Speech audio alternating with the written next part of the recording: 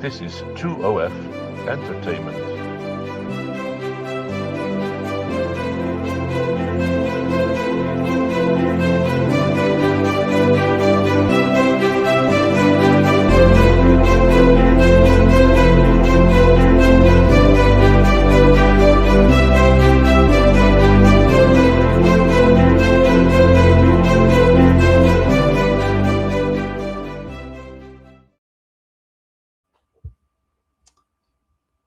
And we are back.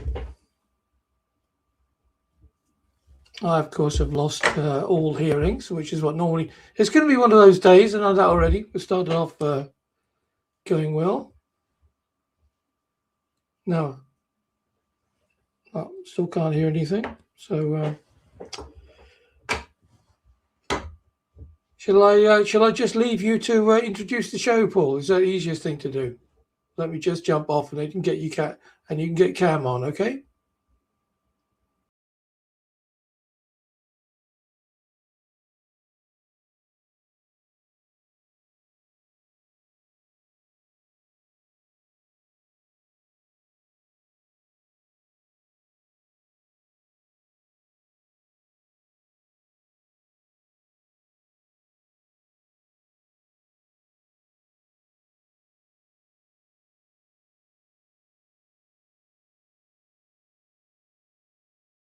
So interact with that subject matter in a personal way.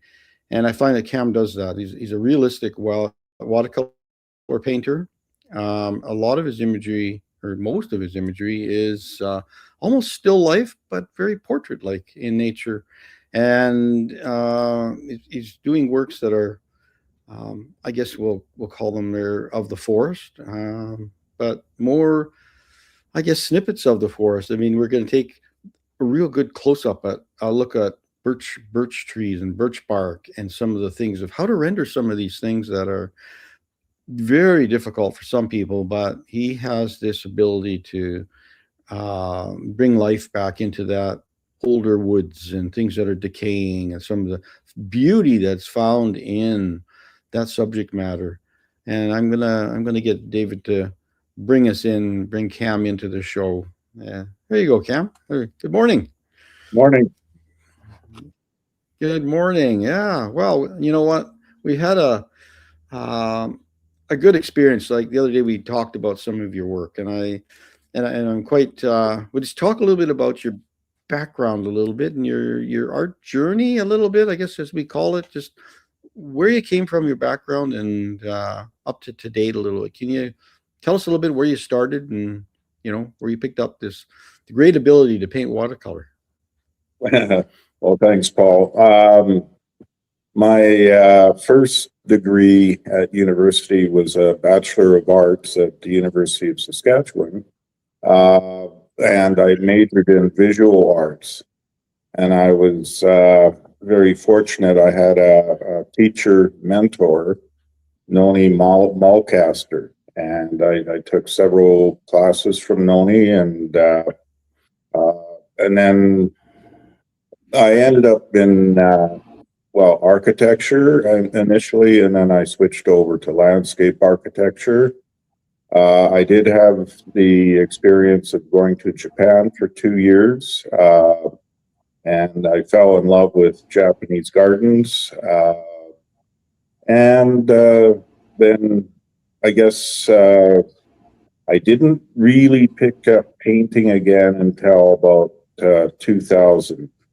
And I went up to Kenderdine Campus at Emma Lake, and I took a class from Dagan Lindner, painting Fairy Island. And it was there that I started painting birch trees. And so, yeah, that's sort of my background. You're ready, a quick run up to the Fairy Island. It's a beautiful, very beautiful country up there. I had a week studio time up in that area, actually at the same camp, out in the mid 80s. And, it is quite invigorating for somebody that likes to be in the woods where you can you really can feel it. You can smell it. You can the moss and the, there is some of the, like you said, there's quite a few birch trees is quite prevalent there. What is it about the birch tree that enamored you? I guess I'll call the word that part. Well, that's a good question, Paul. When I first went to Ferry Island, most people stayed around Ernie Lindner's old studio, and I decided, no, I'm going to go into the forest. And I looked around, and there were these two birch trees that really caught my eye. And so, yeah, that was my first experience painting birch in the forest. It was a bit of a comical scene. Dagan Lindner came to look at how my painting was coming, and she walked right past me. And I was immersed in my painting. I find it almost meditative. Anyway, she did come back and give me a critique. But what draws me to birch is the color and the shapes, the forms. If you really look closely, there's so much color, and there's. I'm going to get David to start our first image up so people can, while you talked about it. Yeah, there we go. Yeah, so this was actually the first painting I did of birch trees, and that was done on Ferry Island at Emma Lake. And I called this couple.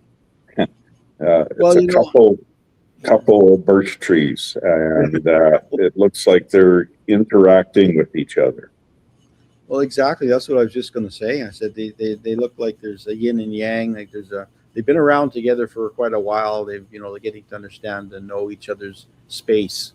They almost like portraits, Cam. Like they feel like they're very individual. They're unique. Each birch tree is. Do you look at it that way? Very much so. Yeah. I really think the trees have personality. And in fact, I view them as portraits of the trees. Right. So, do the colors change through the season? Like in the fall, they won't be quite as the moss on the trees, for instance, that they pick up. Is it like I have drawn a few birch trees, but they tend to be all the same time of year. Do you do anything in the winter, or is it mostly just seasonal? Well, it's mostly seasonal, being watercolor. If you're out in the winter, it would freeze on you.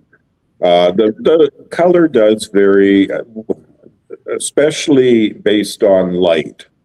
Like during the day, the light is always shifting, and so it's sort of hard to capture the.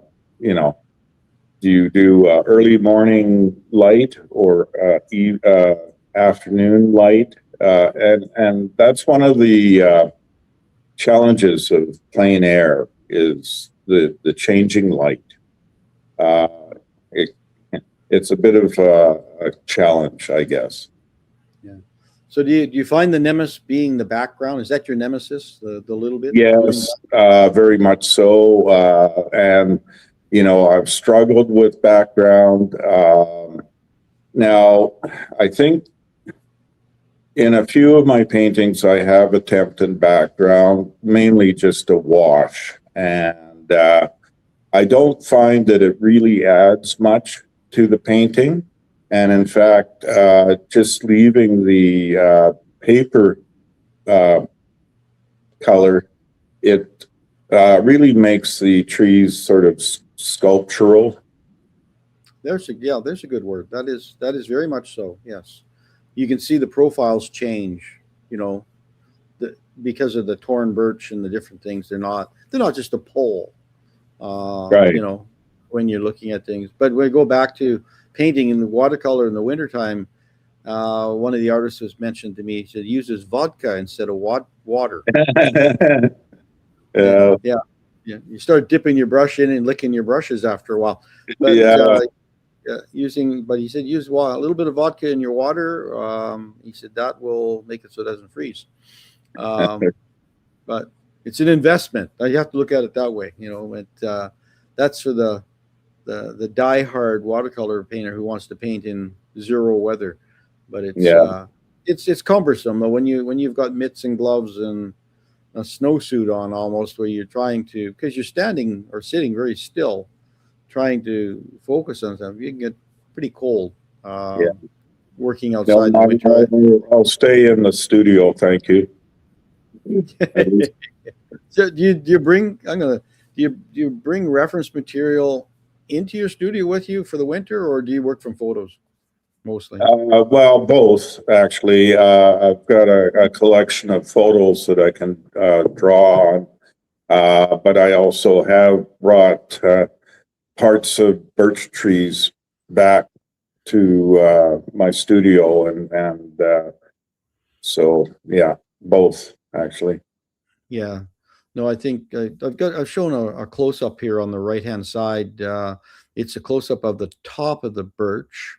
These two birches that are connected a little bit, and people can see the beautiful detail that you've been able to accomplish in watercolor. You find that watercolor does the best job of depicting the birch tree for you, anyway, other than other medias?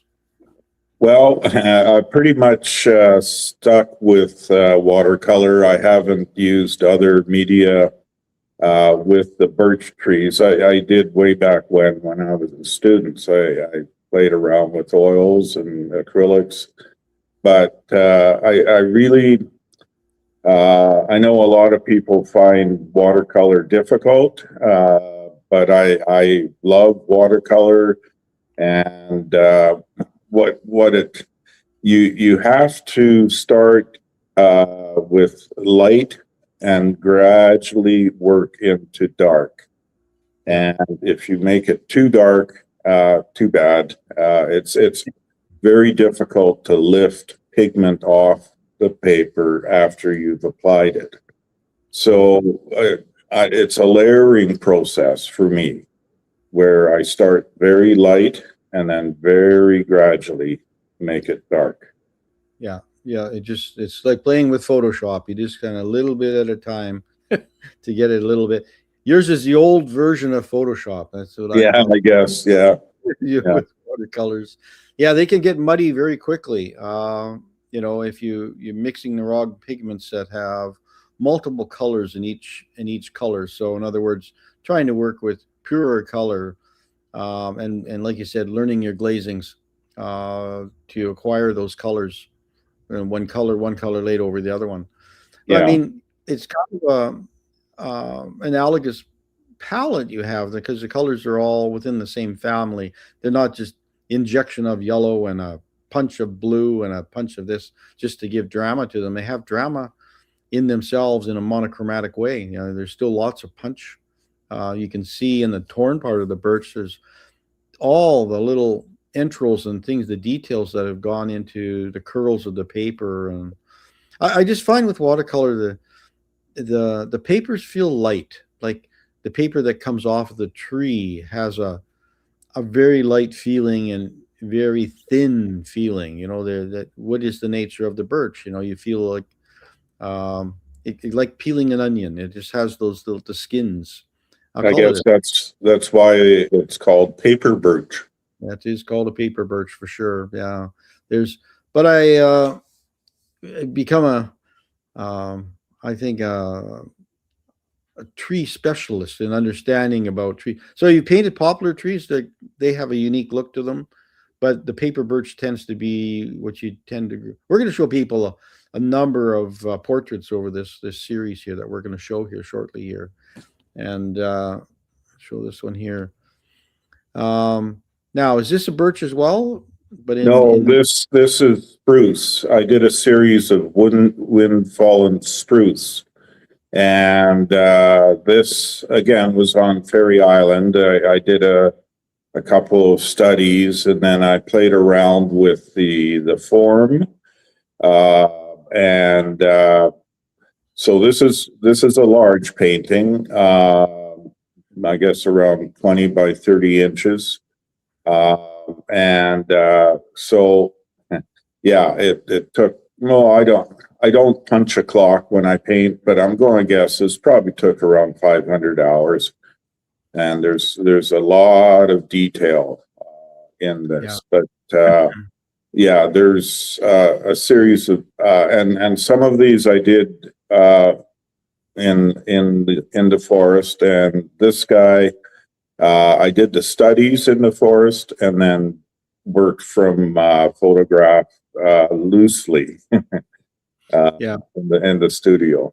Yeah, you end I think, like you said before, you get into a meditative state of painting and going down certain trails and valleys and building that texture up from a reference. It's great that you don't follow the reference 100%, but it's almost impossible anyway when you start painting all those intricacies that make up that decay. It's a beauty in itself, but it's really hard to just follow exactly from a photograph. I mean, at a certain point, you have to do your own thing. Would you say one of your mentors is Ernie Lindner, who was Ernest Lindner? Well, again, that's a good question. I was not really familiar with Ernie's work when I started painting birch trees, and I deliberately avoided looking at Ernie's work. I didn't want to be accused of copying Ernie's work. And it was only when, I've been painting up at Kenderdine Campus probably for about 10 years. And I finally read the book about Ernie. And I took a very close look at some of his paintings. It's interesting. Both Ernie and I have problems dealing with background. So it was a bit, it was enlightening to hear that Ernie suffered from the same problem that I do. What do you do with the background? He tend to fill the background. I tend to leave it blank, and deliberately so. Again, and this is a good example right here of no background. And I don't think adding background to this painting would add to it. Again, it's very sculptural in its form. And I don't think background would really suit this. Yeah.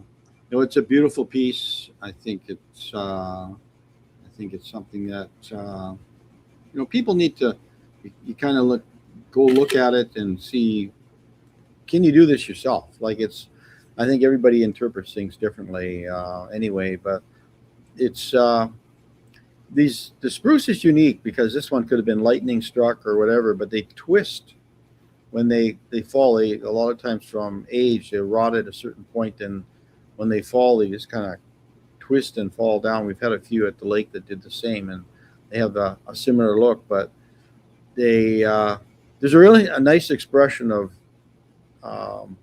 it's sort of that cracking feeling that you can get from looking at a piece of work like this. And I appreciate it very much, the skill set to be able to, I guess, bring it to life. I guess part of it, I mean, the life of a tree is short, 100 years maybe, if they're lucky, and then they're down. So I think between wind and lightning, and I guess with our warming climate, that it's affecting everything.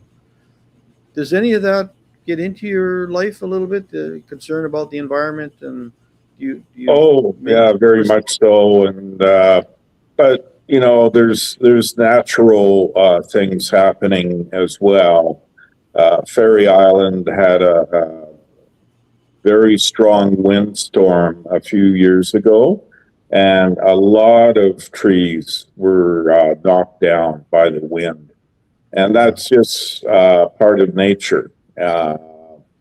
a lot of the birch on Ferry Island are very old and they're dying off. I do have a concern about Ferry Island if there's a fire. There's so much kindling on the island. It would be devastating. And that's all natural. Yeah. Well, that deadfall does create a lot of that, and yeah, you can't vacuum it up. I mean, it's at a certain point, it has to go back to nature. That's part of that humus and the things that if anybody's been to Ferry Island or Emma Lake area, I mean, you can go in. There's peat moss areas in the woods that are beautiful. You can almost want to just go have a sleep on this. It feels very like literally fairy-like. There's a wonderland in itself. When you walk through that, I guess it's a boreal forest initially, but it has coniferous trees within it, I would think, as well. Yeah. But it's a beautiful experience. So that, you get that feeling when you do those walks in the woods, like you get that smell and the bounce on the floor bed when you're walking, and it's not like walking on asphalt.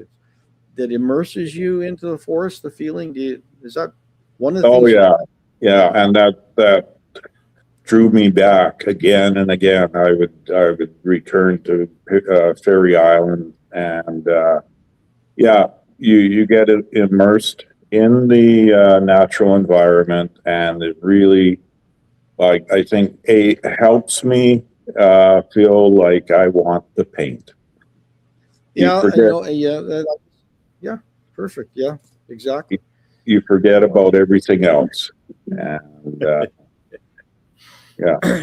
This one's a really nice play of light in this one. I mean, it's complicated, and it's there's three subjects in this one. You've pretty much filled up the canvas. You don't have to worry about that background very much on this one. You've got there's the three nice. It's a tough design piece, and it's well put together. I really appreciate what you've been able to do with it. They're not all the same texture, and they got some. There's three responses here to three portraits that are living together in an area, either separately or in connection. Can you speak to some of this, like the painting of the lichen on the tree? So one is almost in demise, one's falling apart, and ones are still more alive and living. So there's this relationship of old and new and young in a communal way feeling in this painting to me when I look at this, Cam. So was that some of the things that you saw when you were painting it, or was it just the texture to start with? This was a very frustrating painting. I tend to work from left to right. So I started with the tree on the left, and I painted it. I mean, I come back and touch it up later, but I painted it, and then I painted the tree in the middle, and it's sort of hiding in the background, if you like. And then I started on the tree on the right, and I started painting it, and I was getting so frustrated because I didn't know where I was going. And so I sort of swore at it for a week or two, and then finally what I ended up doing is turning it upside down. And I finished the tree on the right with the painting upside down, and it worked. But it was so frustrating. I call the painting family, and the AKA the good, the bad, the ugly. I can hear the music in the background. Yeah, the whistling. Clint Eastwood sound of things. It's great that those. I think that's part of the magic of being an artist, that you can go into that other world where, yes, there's frustration, but you're trying to work out the understanding and the relationship of three objects together, which is very lifelike. You're trying to work with things that are, I find works that are really important to me are the ones that respond to me as a human being. I try to put myself personally, whether it's abstract or a sculpture or whatever, I try to immerse myself in that work in a person, not so much the way the artist did it, but how I respond to it. And it may not be what everybody else sees. That's fine. Everybody has their opinion, mine is definitely not look at it my way, but I definitely see this as three ages of life. There's the younger, more active, middle, and aging, and it's sort of that response to nature in itself. So I find that it worked out well for you. I mean, really, I'm glad you had the frustration, because it turned into a great painting. And it's hard for an artist to work through that and just walk away from it. But we're always, if there's some inkling there, we tend to go back to it and pick it up. And it's great you turned it upside down. Good resolve. It takes your mind away from those other two objects that you already pre-painted, and you can concentrate on one other one. But I think it's, I guess, a brave thing for an artist to do. Like I've rarely turned a painting upside down unless I'm going to paint over it completely and do another painting on top of the canvas. But I find that unless you're following something, the light shadows switch upside down on you. Like they're not on the underside. If the light's above, the shadow will be below an object, and understanding where the shadows are and the textures. But I think you have good resolve on this one. I think it's a beautiful piece, and it is similar to what Ernie did, but it's different. So good on you to find your own pathway, I guess I'll say. Yeah, well, I appreciate you. Yeah, I appreciate you saying that, because I am striving to make my paintings, and I don't want to be heavily influenced by Ernie's work. I mean, I love his work, but I want my paintings to be different from Ernie's. Yeah. Where do you consider placing signatures on your works? Where do you normally, like, I don't see one on this. Yeah, I hide them in the painting.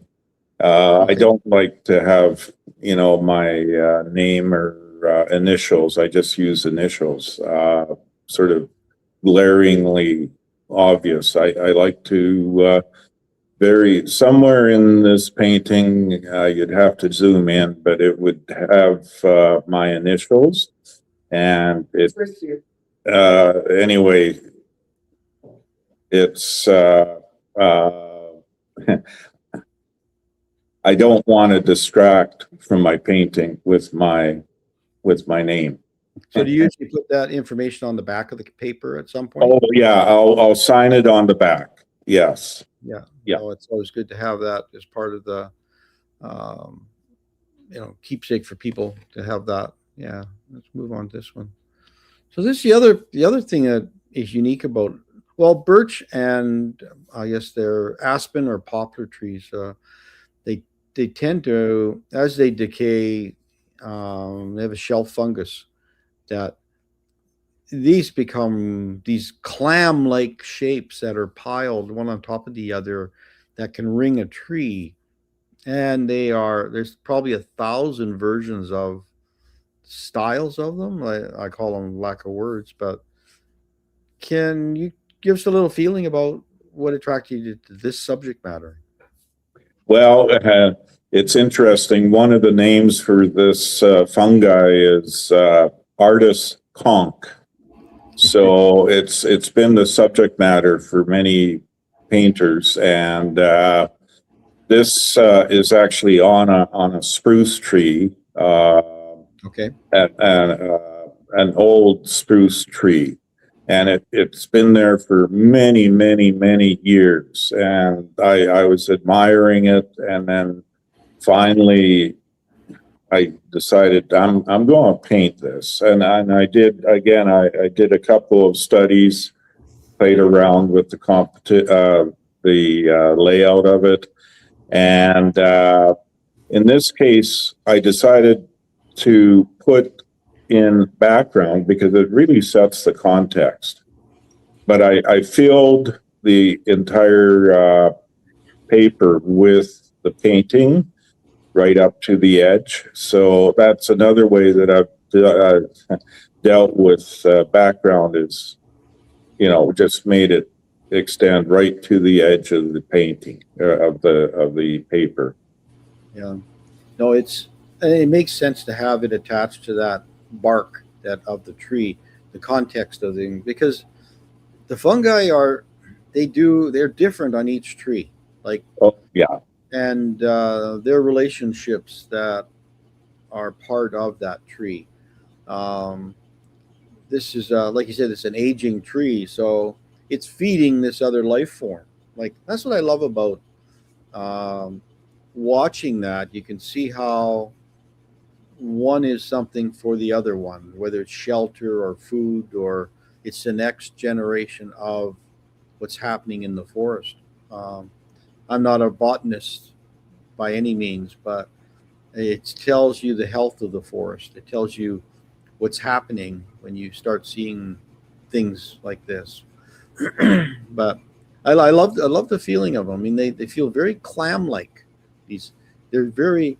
When first time I saw them, I was enamored by them. I said, "Wow, this is so different. It's different than something growing from the ground because they're attached to something. It's like a lesion of some kind." But are they kind of hard after a while? Do they become quite petrified feeling, or are they still soft?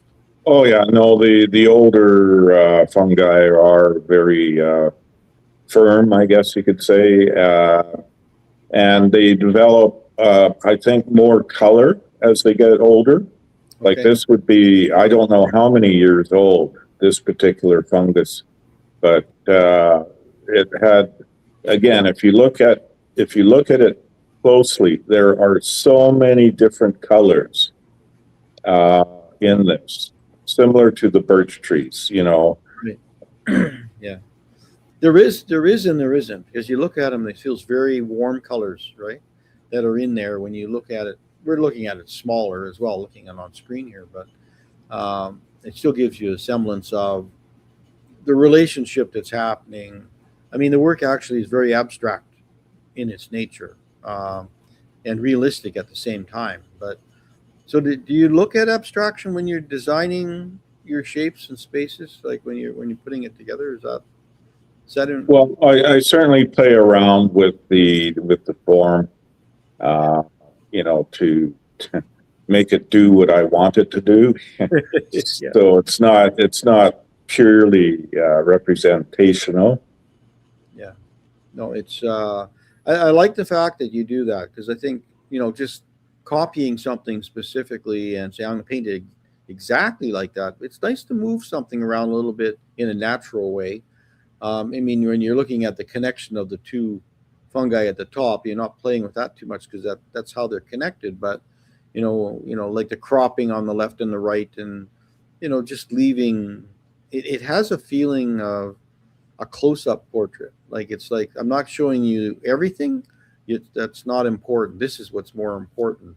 So artists making those decisions become you. Like that's Ernie would maybe do this differently. Somebody else, I would maybe do this differently. Whoever, like, just looking at it. But I think it's it's a nice response piece in a different way in some of your work. I like it. We're going back to now each one of these ones that we're showing, they're from different birch trees, correct? And different trees that they're not all from the same one, right? Yeah, no, they're different trees, and there's so much color and texture and different forms. I mean, I just love birch trees.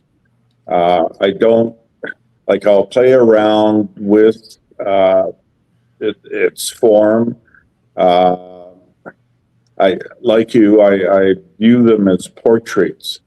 But with trees, you can play around with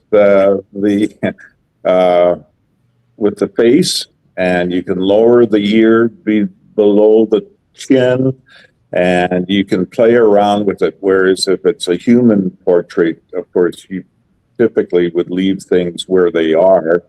But in the case of the birch trees, I'll like, for instance, the paper birch that's falling off on the right hand side. I'll play around with those a lot in terms of their form, and so yeah, that's one of the beauties of painting trees is you can play around with the face. Yeah. No, it's like playing with hair, like the curls on a hair, and they can curl in, out, and around, but you almost can see through them, Cam. They still feel very light because they're peeling off in layers, and they have a, rather than, if you did a poplar tree, they're pretty much straight up and down, right? They're smooth edged around, and they've got a few, knot holes and different things where branches were on, and you can play with those, and the texture has its kind of, well, birch has got these nice little check marks that go up and down the tree, which are very distinctive of the birch. And have you ever done any drawings on birch or anything like that at all? No, I have not. Because there was a company years ago that indigenous group, and they were peeling birch, and they must have been, I've got a few pieces, and they had to be 18 inches wide, 18 inches square. And they'd packaged them, and I guess they were selling them at some point. And they're fairly thick but you can peel them off in layers, and you can almost use them for writing on and doing some different types of work with it. Quite a unique thing to play with, but they're from the bigger birch trees than these smaller ones. Right. And they would peel them back. I mean, our First Nations people used to make canoes and things out of them. I mean, at one time, it was that type of stuff that was reusable in the forest. But I don't know. I was just asking because I don't know how it would receive ink or pigment. I haven't done anything with them yet, because you have to deal with the texture of that paper. It kind of curls up on you. You got to, layer it down so that it doesn't want to curl up a little bit. But no, I don't know. I'm interested to try it now, but I'm quite. I like my paper to be thick, and I use 300-pound paper. It's more forgiving than the lighter paper. Right. Like with 300-pound, you can actually play with it in terms of adding and taking color off, actually. So I hate doing it. I'll take a big sheet of 300-pound and cut it into the sizes that I want. Yeah. I've worked on 300-pound too, and it's very stiff. But you can put a wash on it, and the paper just lays there. It's not going to wrinkle up or curl up on you. And if you don't tape it down onto a board or something. But I know on the thinner papers, you need to, tape it down on a board. Otherwise, it'll pull up on you. Yeah. But I think in the old days, I used to use butcher wrap paper tape and wet it and soak the paper and stretch it. And there's all kinds of things that we used to do, a lot of things. But I think a lot of people are working in watercolor blocks now, especially plein air style, just working a watercolor block. And, they tend to be a little smaller. You can get about a half sheet in a watercolor block as being a large one. But watercolor paper is getting so expensive now. But I think it's just what it is. Now, sorry about this. This one's so long and thin. I can't get it any bigger. On a phone, it'll look quite small. But it feels like I'm all. What's different about this one is this one is was it a log horizontal? Is that one? Yes, yeah. Again, I started this painting on Ferry Island, and it's about, I'm going to guess, around 10 inches high by about 30 inches wide. And it's a log that was decaying in the forest. It had all sorts of things growing on it. And so I was painting it on Ferry Island, and then it was time to come back to Saskatoon. So I grabbed the log and put it in the rowboat that I took back to the art camp. And just before I put it into my car, I took a couple of photos of it. But of course, the photos were at a different vantage point from the painting. And I got the log back to Saskatoon and brought it into the house, complete with ants and all that. And then all the greenery that was growing on it died within a matter of, I don't know, 2 or 3 days. And so I ended up having to improvise a lot with this painting. I would refer to the photos, but I was also referring to the real life log. And then when I finally was done with the log, I threw it in the front yard, and within a year we had wild strawberries in our front yard from the log. But yeah, I was. Well, I was pleased with how it turned out. I guess as an epilogue to the story, Ernie's daughter, Dagan, is a mentor. And so I quite often take my work and run it past Dagan. And she really liked this piece. And then for Dagan's birthday, her son, Tonal, bought this painting and gave it to Dagan. So now it's resting on the piano at Dagan's house as if it were sheet music. Oh, nice. Every time I'm over at Dagan's, I take a look at it and happy with it. Yeah, it's a great name for your a piece of work as well as epilogue. You know, it's like it'd be a great name for a piece of work like that, epilogue. Yeah, I actually call this microcosm because it had so much growing on it. Yeah. Well, you know, the scale changes. It feels like it could be on the side of a cliff wall. It has a close-up of something grander than a log laying horizontally. Like knowing, well, the birch bark pieces on strikes on the bark on the left are vertical. In a bark, they're normally horizontal. But other than that, it could be just a really good close-up of a huge tree in itself, right? It's just a snippet of life. But, you know, there's so much, and you realize how sensitive a lot of those trees are. When you take it out of its environment, certain things die off. But then, like you said, when you put it back into another environment, it absorbs moisture and life comes back to it.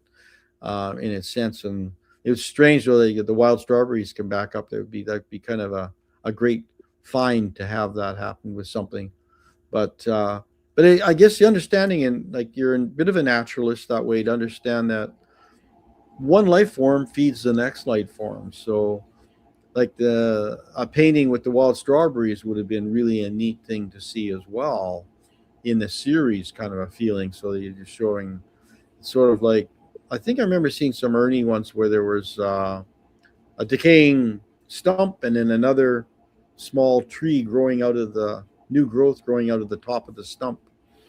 And so you really get a feeling of old and new, you know, and new growth from something. But I think we're always looking for things in our work to refresh our invigoration, you know, into the subject matter, especially when you paint similar things over. You see things over and over again, and they're sort of still lifelike in a way, and I think that's got lots of merit. I mean, uh, I think sharing this with a lot of people, not just botanists but other people, to understand that um, we have a precious thing to record some of these things as artists as well, and find the stories that are behind them a little bit. Go into this one here. So this one feels a little on the cooler side. The other ones were kind of a lot of warmer palette. Can you talk to this one a little bit of what precipitated this part, this silvery feeling to the birch? Yeah, it's a couple of older birch trees, and certainly the tree on the right-hand side was almost monochromatic. There wasn't a lot of color, whereas the one on the left with the the peeling bark, it had more color going on with it. And to me, they looked like a couple old lovers. So that's the name of it, old lovers. But again, there's so much texture and subtle changes in color from one tree to the other. And yeah, to me, they have personality, and each tree has personality. Yeah. No, I love the torn part where that warm color that's been brought in on that the tree on the left, and it's like opening up a little bit, and it's really the only real snap of real, sienna color that's in that page, and it really draws your eye to that, and the difference between these two. And it's great that you called it that. I mean, you do get that feeling that they've been connected for a long, long time, and responding to each other in the growth of these two trees. Yeah, it's I love having these stories because I see lots of things in different things, and I hope people do as well. And when they look at these works and understand the individuality of something that's so similar, sort of like looking at a still life, and you can look at 20 different still lives of the same subject, but artists interpret them differently, and finding the story behind each one. Why is that different? Why is it, the big why questions all the time? And I think it's simple, but boy, has it got some nice textures, and it's a little on the softer side than your other ones, and it's just a different response piece. But that little window of sienna bark is, it snaps up this page. It adds a different, nice little focus, and nicely positioned. It's very abstract looking piece. Probably one of your more abstract pieces, Cam, of a high realism artist as well. I think it's, I think even the artists like Bateman would always say that his work was very abstract. Especially in design, and that kind of holds the whole page together, is the design aspects and in doing things. Here we go. This is a difficult composition to pull off. I mean, when you look at, you have five, I think there's 5 projectiles like sticking up. Right? It's graphically pointed down onto one pressure point down at the bottom of the page. But I love how you've done it, because the trees are not all the same. They're all at different kind of size, life forms, and they are very abstract. And if you squint at it, you can see these nice slices that divide the page up. I think that's one of the first things that attracts me to that is you've got a bit of a gray background in the background on this one though too. Yeah, what the story behind this one, I was up at Kenderdine Campus at Emma Lake, and I had a cabin, and it was raining, and it was raining again. And so finally, and I'm looking out the window, and this is staring at me and saying, paint me, paint me. So, yeah, that's what I ended up doing, is basically from my cabin, looking out the window, there was this group of paper birch, and it was sort of gray and dismal as I was painting this. And so I decided, well, I'm going to throw some color on the background for this one, and just try to convey, the fact that it was raining. And so I call it Rainy Day. But well, it changes the light. It changes the light quite a bit.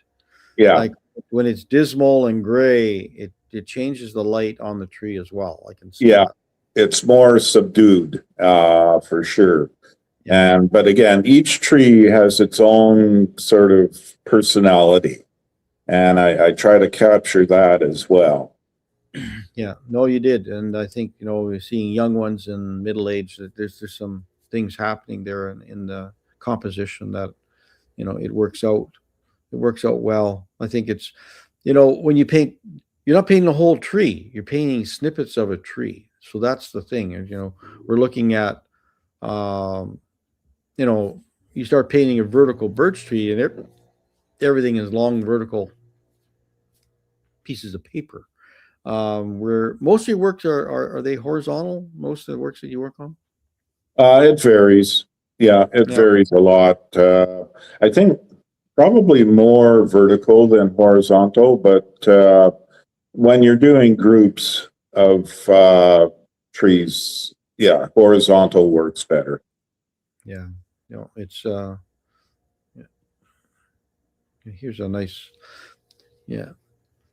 this one really, there's a lot of, beautiful light that's striking in and out of this tree, a little bit of this greeny gray, and a feeling this one has a lot of oomph to it. I mean, part of it's a beautiful silhouette edges of them. They're unique, and it has this torn edges that birch can give you. And I think it's a great challenge for another artist to try and do this, but for a person wanting your work, understanding that you could look at this picture for a long time and find something different in it every morning, every day. Now, most of your work, is it under glass? Like, is usually glazed most of your pieces? Yes. Yeah. One of the most difficult things with painting is when is a painting finished? And I've come to the realization that watercolor paintings are finished when they're behind glass. Yeah. Because otherwise I'm tempted to go back again and again and again, and it's like enough. And I don't want to overwork a piece, but so yeah, that decision, okay, it's finished. It's so difficult. Yeah, I've had pieces on my easel for sometimes a long time, and if you've been painting other things for a while, do you find it difficult sometimes to go back to the previous painting and try and work on it? Your mind's at a different mindset when you're painting, or does it?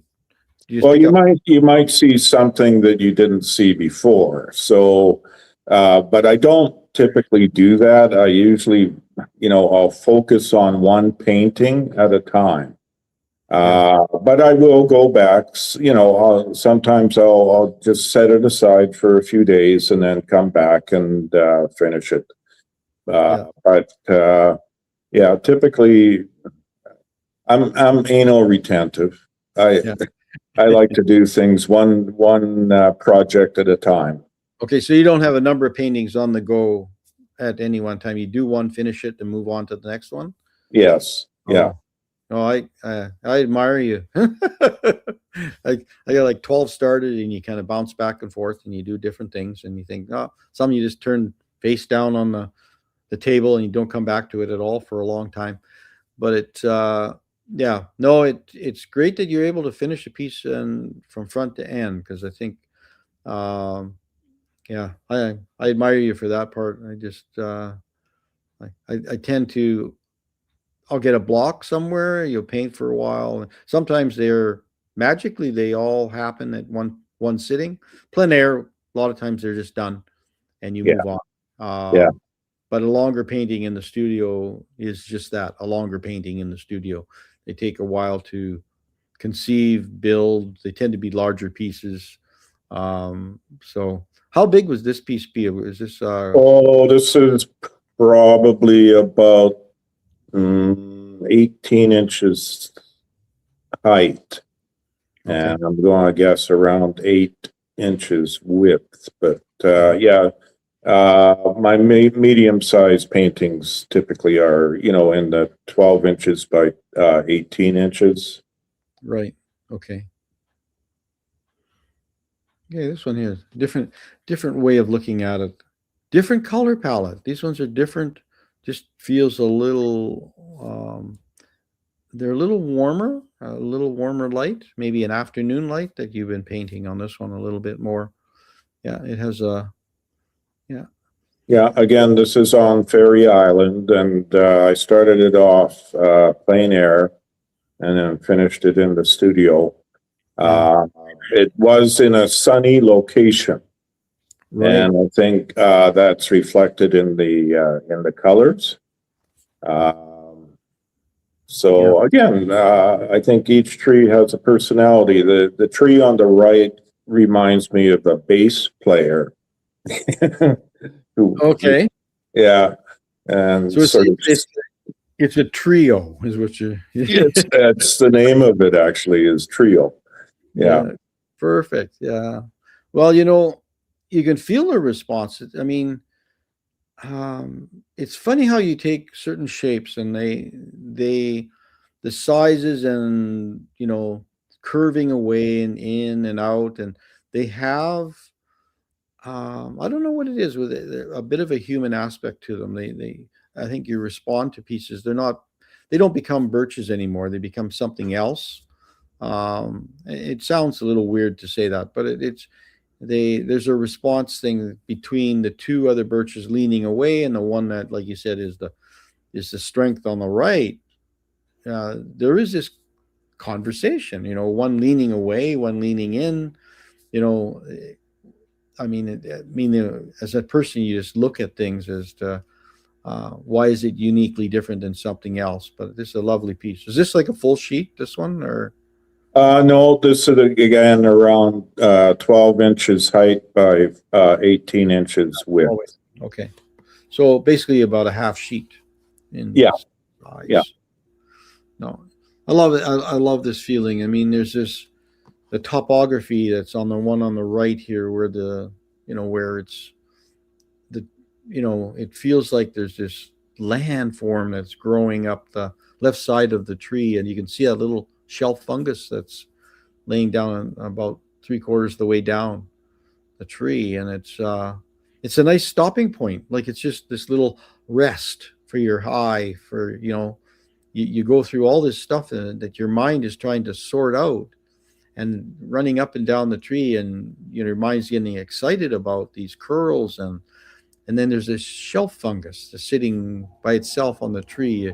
Your eye stops, and you just rest on that little platform for a bit. Then away you go again, and you jump over to the other tree, and your eye runs up and down the tree like an ant, just trying to discover those different curls.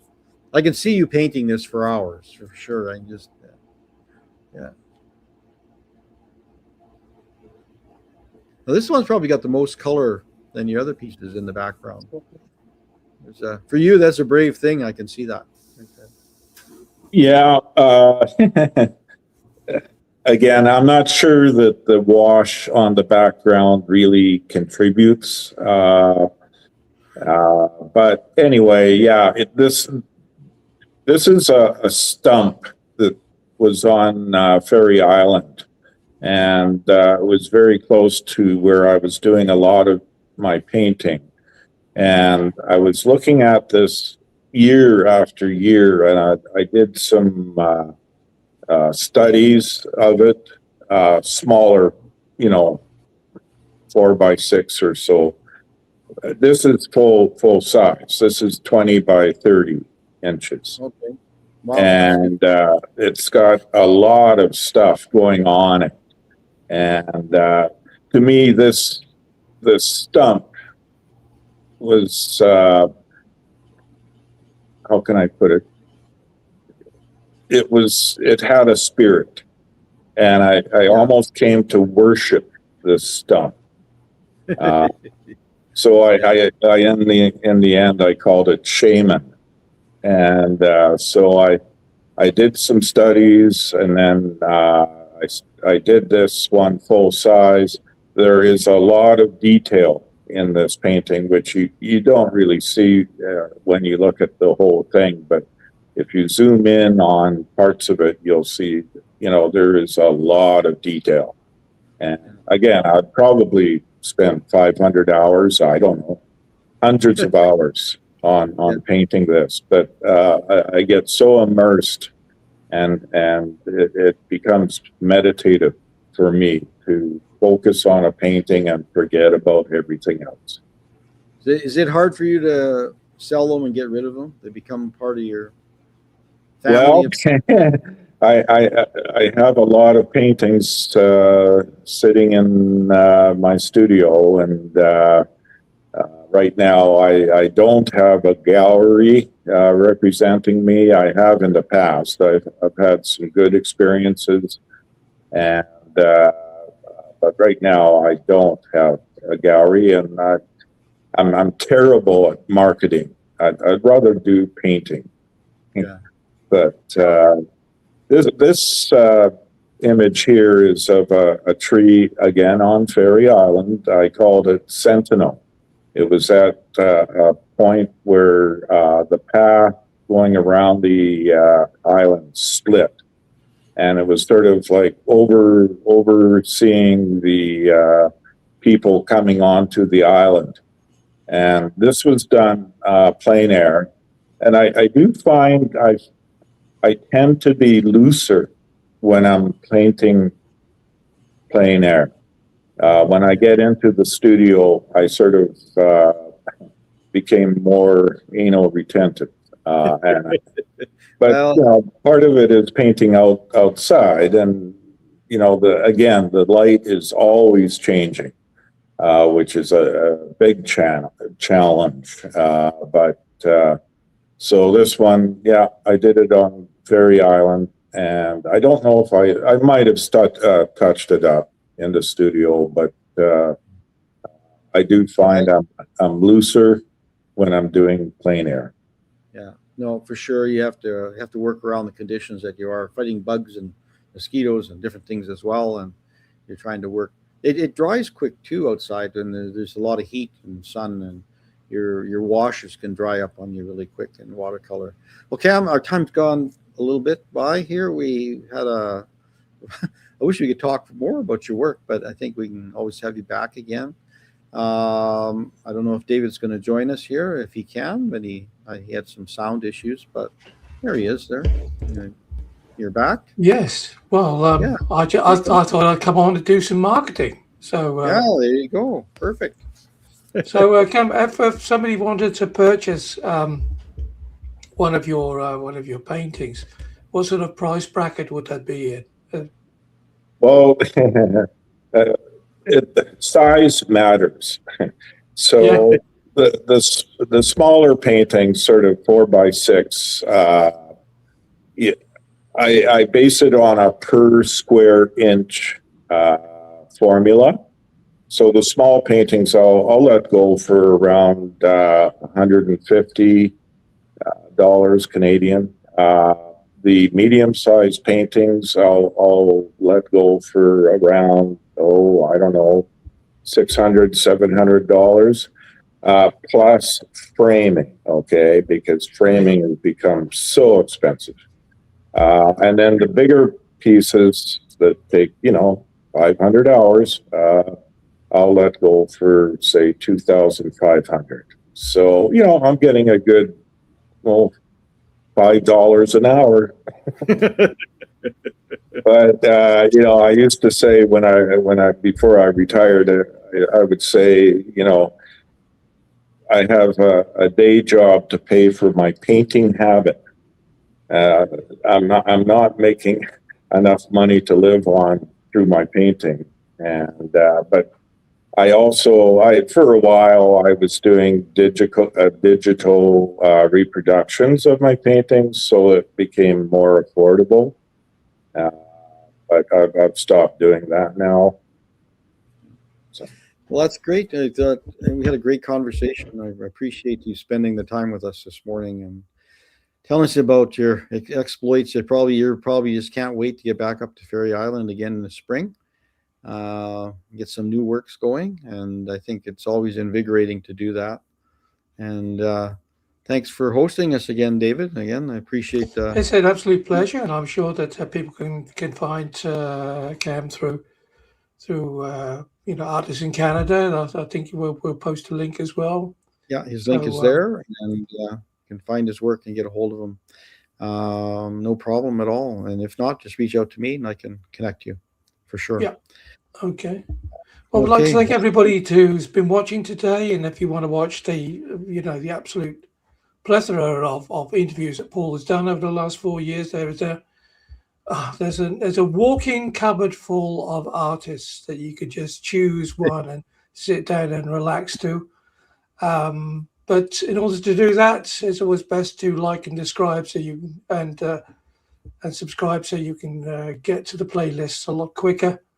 And that's it for today, gentlemen. Thank you so much for being with us, and thank everybody else who's been watching for another edition of Canadian Art Today. Bye-bye. Bye now.